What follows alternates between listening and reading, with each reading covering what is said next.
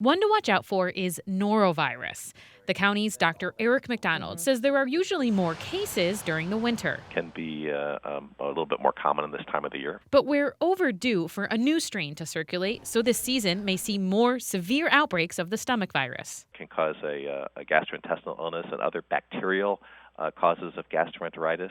McDonald's other concern this year is pertussis, or whooping cough. The illness can be fatal for babies, but too few pregnant women are getting the vaccine. Outbreaks occur every 3 to 5 years, but it's been a while since San Diego saw a major event.